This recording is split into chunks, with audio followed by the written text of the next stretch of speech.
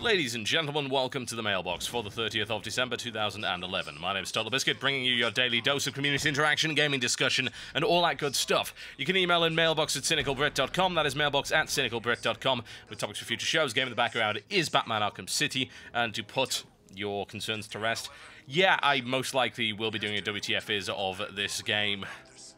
Kind of game that I think you need a couple of hours to get a first impressions of, considering the entire sodding intro as a tutorial. My god, it's still giving me tips. If only I could do this. Oh, jeez. My god. Batman is getting held by the hand, I tell you that. He's being held by the hand by his own mind as well. It's like, I could do this. There's nobody there, Batman. My god, what is wrong with your head? The twist at the end is going to be that he's actually Joker, and the Joker's just been a model the entire time. Just a cardboard model, which moves and talks thanks to the addition of rudimentary animatronics stolen from Industrial Light and Magic. This email comes in from Tom that says this: Hey TB, I decided to play Team Fortress 2 again after neglecting it for several months. When I got into the game, I witnessed someone buying a dozen keys, then proceeding to open the crates, which are random drops in the game. As I recall, these crate keys were around $2.50, that's Australian dollars apparently, each. He then vocalized his distaste for not getting anything valuable, then proceeded to buy even more keys. I then realized that this crate and key system is a form of gambling. I was confused as to why someone would waste so much money on trying their luck for those hats, which provide nothing positive other than aesthetic purposes. I'm sorry, that spelling mistake that you put in there, I'm having to leave it in there because it's freaking hilarious. Actually, that's incorrect. I usually don't correct the spelling mistakes of the people that send in emails. It's mostly just kind of a humiliation thing. It's like, you guys can point out how terribly this guy spelled it, and maybe he'll never do it again. But this is brilliant. Provide nothing positive other than atheistic purposes. That's wonderful. That's unintentionally wonderful. Anyway, sorry. Let's continue. My question is that, do you find this gambling system acceptable? I can relate to you wanting to buy a certain item in the TF2 store, but gambling for it, in my opinion, is completely unacceptable. On a side note, do you think that the trading system put in a while ago was a positive move for TF2? Well, TF2 is an odd game because it's become more of a hat simulator than anything else, as a lot of people have made the remark, I have to say. That's not an original thought by any stretch, I stole that. But the thing about TF2 is that it's evolved so far past the point of just being merely an FPS that I find it a curious cultural phenomenon. The idea that people will go to great lengths for hats and things like that. Hats are a powerful currency within the game, and there's a crafting system and these random drop crates and a bunch of items that don't do anything but are liked for their prestige value. It is a case study, in my opinion, of the evolution of a free-to-play first-person shooter. Needless to say, it didn't start that way, but it got to that point, and it's actually very unique. I don't think I can point to any other game that has done anything remotely similar to this, and as a result, I think it's valuable even just for that reason. But as regards to the gambling system, I always thought the crates were a little bit of a fool's game, honestly, but I don't really believe it's the responsibility of the company in question, in this case Valve, to enforce self-control on people. I mean, they're limited in the number of crates that they can actually get anyway, because these things are random drops, and you're not going to get 10 at once, so in reality, you're not going to be spending that much. I mean, hell, do you really get more than one crate in a day's worth of play? I think I've had 2 crates total in the amount of time that I've actually played that game. They're not exactly all that common. Maybe that's changed. Maybe some of the TF2 guys who've been playing more recently can tell me about the crates there, but it does seem that it's going to be very hard to go bankrupt by buying too many keys for crates. I mean, you cannot buy crates. Crates are drops. You have to play for the damn things.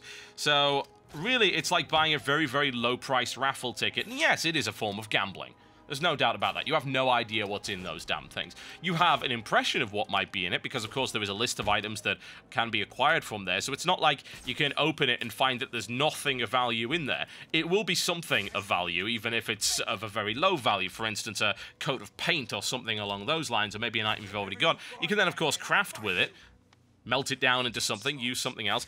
I don't view it as a particularly offensive idea, really. I think it would be more offensive if you could buy crates. That, I think, would be going a little bit too far, because, like, just buy this and then gamble, gamble, gamble. But no, the number of crates you can get is limited by the fact that you have to actually play for them. So it's impossible to sink thousands of dollars into crates unless you are playing a ton. And honestly, if you are playing a ton, then I don't really view investing quite a lot of money into your game of choice as being a bad thing. And over the period of time that you actually play it, you can end up saving money simply by not buying other games, or indeed having to participate in more expensive activities because you found a nice, cheap hobby there. But no, I don't find it all that offensive, really. I can imagine that people do get pretty mad about it. I think, what did I get in mine? I think I got 2 strange items, the ones that level up and gain different name tags and have a kill count on them. I think that's what I got out of my crate. So that wasn't too bad. It was okay. There's nothing particularly wrong with that. I'm not really all that obsessed with the hats, honestly. I mean, I have the one hat I need. I have the Tower of Hats with the top hat on it. I don't see what other hat that I could possibly require in order to play TF2, but yeah, I think it's fine. Like I said, the free-to-play model could be significantly worse than it is. I think the way that it's been implemented is pretty fair, and honestly, it's up to customers, really, to actually restrict their buying habits. If they decide to go and spend thousands of dollars in that store, that really is their own fault.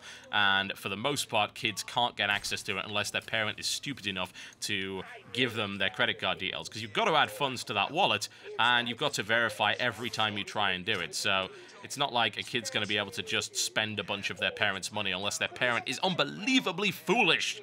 So I don't view the model as exploitative, honestly. I think that it's actually quite interesting and entertaining.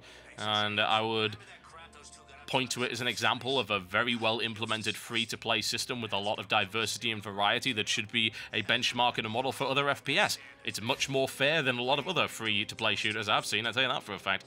You don't buy power in that game. You simply do not. You buy variety. You do not buy raw power, and a lot of other free-to-play FPS allow you to do just that. And that, ladies and gentlemen, sucks.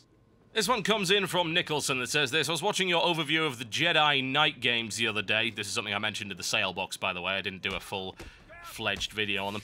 And I found myself in the exact same position as you regarding melee combat. The single biggest put-off factor I had was how lightsabers in the game felt like padded clubs when they should have been dicing the poor gunslingers to pieces. A friend of mine who I'm later discussed this with agreed, and also commented on how the cover mechanics for the Imperial Agent felt extremely clunky. You go from hiding behind a box to standing up to full height and loading your blaster, while also taking 9 shots to the chest. Rinse and repeat. Shortly afterwards, we ended up reaching the conclusion that it would make far more sense in terms of immersion to have the shooting mechanics take much greater account of positioning and line of sight, as well as for lightsaber combat to feel more hack and slashy. Not to completely change the combat system, just to give the individual blows a bigger sense of impact. Do you think BioWare will respond to the situation as it is, or is it something that they will most likely disregard given the traditional nature of the game and their past experiences with innovation in combat systems? I'd also like to hear your personal thoughts on the matter, bearing in mind you rolled the one class that avoids both of these issues with raw fire. The thing about traditional MMOs is their combat systems are generally awful, simply because they're based in old-school RPG mechanics.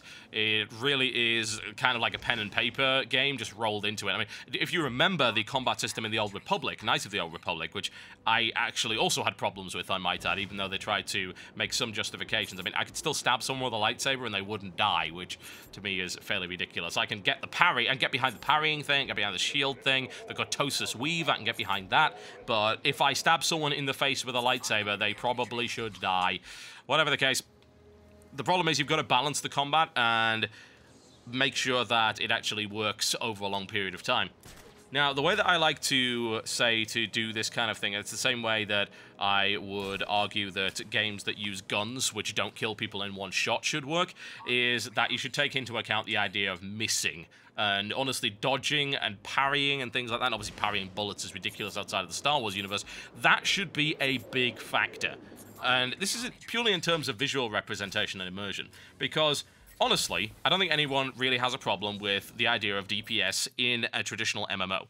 And it's like, right, okay, I'm using a lightsaber, so I've got to hack and slash away, but unless you're fighting a really big-ass droid or something that's actually got resistance, either it's made of something which is lightsaber resistant, which would either be energy or Cortosis weave, or there's a number of other materials in the expanded universe, or has an energy shield which actually prevents the lightsaber from going in there, then it's difficult to really suspend your disbelief in that respect. It does take away from the universe, and it's actually the reason I don't want to play a Jedi or Sith class, because I just couldn't deal with it. I could deal with the idea of playing, say, a Sage or a Sorcerer. It's like, okay, I can believe that this droid is not dying instantly from my Force Lightning or whatever, or the rocks that I'm throwing at it, but I cannot believe, because I've been conditioned not to believe this, I've been conditioned to believe that a lightsaber cuts through basically everything and is an incredibly deadly weapon, that a lightsaber is not going to be treated as a wiffle bat, and it is actually going to kill people. Now, Knights of the Old Republic had a similar problem. Admittedly, as a single-player game, it was able to avoid a lot of that simply by having a lot of dodging and blocking and things like that. Old Republic really doesn't avoid that issue all that much. The saber locking system does not work very well yet. I think that's something they could certainly polish up there. And the fact of the matter is, someone can stab me with a lightsaber using, say, was it Master Strike? Might be the move that does the stab, I can't remember, but there's one that basically stabs your lightsaber through somebody. It's like, stab your lightsaber, I take 300 damage. No, I should be dead. That was my spleen and most of my liver and possibly my kidneys. That was pretty dangerous. I'm probably dead. I've got a gigantic freaking cauterized hole in me. So at that point, you've got to think, well, okay, how do you rationalize that? The only way you can rationalize it is by visually displaying why it didn't do that much damage. For one thing, Master Strike should not go through somebody unless it kills them. Unless it's a droid. I can get it behind that, but if it's an actual living being, Master Strike should be a finishing move that frickin' kills somebody, and otherwise the animation should be something different. And you might think, well, this doesn't matter mechanically, and you are absolutely 110% correct. It does not matter mechanically, any more than it would in any other MMO. How ridiculous is it to beat someone with an axe or stab somebody in the back repeatedly, over and over and over again with a knife in World of Warcraft and have them not be bothered by it? That's immersion breaking in and of itself. No, it purely comes down to visual representation. It has to take that into account, and I think there's actually a lot of MMOs that don't do that. They are the worst offenders. There are other games that are kind of bad as well. Shooters are particularly bad, taking several bullets, and it's like, oh, I just took a couple of bullets to the leg, and yet I'm walking around just fine, no problem whatsoever. That's a bit ridiculous, but at least shooters more often than not have headshots, which helps. I actually had a problem with Fallout 3. The same issue with Fallout 3, in fact. It's like, I shot this guy in the face with a magnum, and he's still standing. This is stupid. In fact, that was actually the biggest problem I had with turning that game onto a harder difficulty, because headshots wouldn't kill. But then you've got to think, well, how do I balance this? And honestly, it's got to be done in a way that allows you to preserve the immersion factor. So Master Strike, for instance, or whatever the hell the name of the skill is, should not be a stab through the chest if it's not a killing move. It should be something else. Deflection should be happening more. It should be obvious that a lightsaber is bouncing off Cortosis weaved armor, or deflected by something, deflected by an energy shield, maybe some kind of Cortosis woven bracer, or any of the other lightsaber resistant materials. But it doesn't do that, and that does not help. And any game where a lightsaber is used like a wiffle bat certainly is problematic in my honest opinion. It should be a case of a deadly dance whereby a single strike will kill, but the aim is to avoid being hit in the first place. As it stands, visually, that's not what's happening in that game. It doesn't happen in Knights of the Old Republic, and there are a number of other games which use lightsabers in the Star Wars universe where that does not occur. And honestly, it needs to. It really, really does. Jedi Knight did it best, in my honest opinion.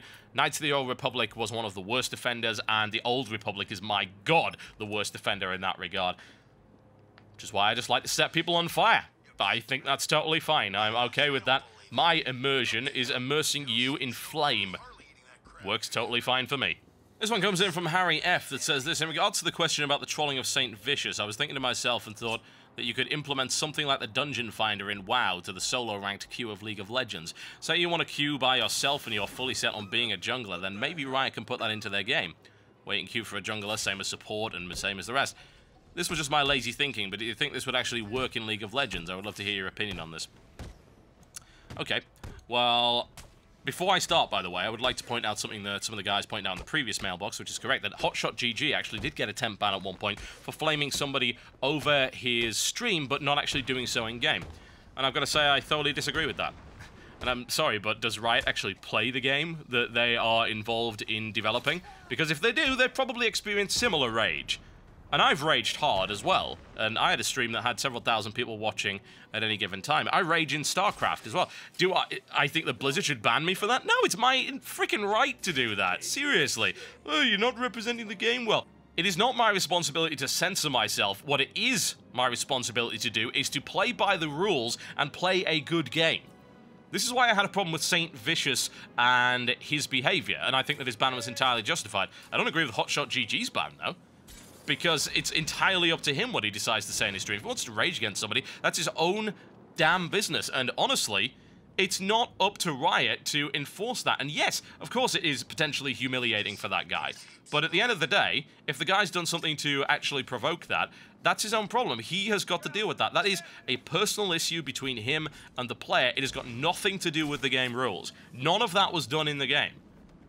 That I have to come down the side of Hotshot GG of. Even if it was extremely offensive, the fact of the matter is, it's his stream. He has the right to say that. That is free speech. It is his frickin' stream. So yeah, that's the difference between the two. One occurs in-game as a blatant violation of the rules, and the other one does not, and is entirely outside of Riot's domain and jurisdiction, in my honest opinion, and I don't agree with it. I really, really don't. While I can certainly see the argument of banning him because, hey, you know, it represents League of Legends badly, I don't think it represents League of Legends badly at all. It represents the fact that people get angry and swear. Welcome to gaming. This has got nothing to do with League of Legends, even though LoL is a rage-inducing game, as is, of course, Dota 2, the original Dota, and Heroes of New Earth, and everything like that. And Riot should not be policing that kind of thing. They should be sticking with what is happening in the game, and yes, damn right they should be banning, regardless of how famous you happen to be, for breaking game rules. They should not be policing somebody's stream in that respect, though. Hell, if Blizzard did that, would barely have any StarCraft streams. I think the only ones we'd have would probably be Sheth and TLO. Everyone else would have been banned for lack of mana. I suppose White might be able to get through that, but everyone else would be banned for lack of mana. There's always been times when they swear. I mean, for God's sake, how does Idra even continue to stream if Blizzard were to, say, police in that respect? My God, that would just never happen. You wouldn't last 5 minutes. And that would be a great loss for the community, I feel. It really would. That's a great stream. Anyway, let's talk a little bit about this. The way that the system works is not really suitable for League of Legends because in World of Warcraft, you know what a tank is and what is not. Right? It is very, very clearly defined. You can tank with X, Y, and Z class and spec. That's why you can queue as a tank. If you happen to be a class that can tank, you can queue as a tank. If you're not spec to tank, then of course you ruin the entire group. So that is a bit of a problem there, and I can only imagine that the similar issues would end up happening. How many people can jungle? Lots of heroes can jungle, and there are some junglers that aren't considered junglers at all, and yet if you happen to play in a particular way and you're playing a bit gimmicky and you have a certain degree of skill and knowledge, you can actually play successfully as a jungler there. And then how does the game determine? Well, it's like, well, I queued up as a jungler and then I picked Karthus. And people will say, well, Karthus isn't a jungler. We can, in some very limited circumstances, especially if his team is helping him out there. There's a bunch of other heroes that can jungle to that point. I mean, really, all you need to be able to do to jungle is to get to a certain level and have a bit of lifesteal or some kind of life-gaining mechanic here and there. And there are some people that are natural junglers as a result. There are some others that are not, but could get there with assistance and the necessary items early on in the game. So how do you enforce that? If I pick support, and then I go Taric, but I build him attack speed Taric, I'm not much of a support, am I? It's like, oh, what am I doing? I'm building Zeal. Like, why are you doing that? Why don't you have the usual gold per 5? Why aren't you buying wards? I'm not going to do that. It doesn't help. Solo ranked is always going to be bad. There's nothing you can do about it. Nobody feels any responsibility of their team in solo ranked. This is a core, fundamental problem, and I don't even know how to fix it. I don't have a clue. If anyone could have fixed this by now, they would have. Dota's been around for years. They would have fixed this issue. The fact of the matter is, they haven't. Everyone that plays in a solo ranked queue is less likely to care about their team than they would if they were in a fixed team. And let's be honest, solo ranked is a cesspit. You play solo ranked not because you want to, because you have to. It's like, I really want to game a LoL now, but the usual guys that I team with aren't online or they're in another game.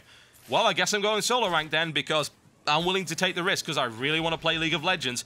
And I can't do it right now with my fixed team, so I guess I'll take the next option. It's the same as WoW.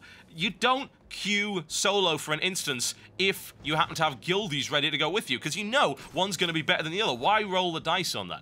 There is no fixing that. You can't fix the attitude of people, I feel. No amount of enforcement or summoner's code or changes to the mechanics are going to help there. It's as simple as that. When people queue solo for a Dota-style game, they do not give a damn about their team. They're never going to see those guys again. They're never going to be held accountable for their actions. So why even bother? Solo ranked is a lost cause. You're not going to fix it with systems. You're not going to fix it with rule enforcement. There's simply too many players for you to enforce the rules anyway. So just don't do it. Friends don't let friends play solo ranked. I mean, really now. It's absolutely atrocious, and you know that. And honestly, I think the state of solo ranked and the fact that my fixed team went off to play other games because they got a bit bored, ended up with me stopping playing League of Legends for a while. I haven't played LoL in several months. What, 4 or 5 months maybe? And I don't really have a huge desire to go back. Maybe if I get another fixed team together I could go back, but... ugh. Seriously. I think I'd rather take an arrow to the face than play more solo ranked. Okay, folks, that is me done for the day. Thank you very much for watching this extended mailbox, a little bit longer than usual, just to try and make up for the ones that we've been missing. I shall see you next time.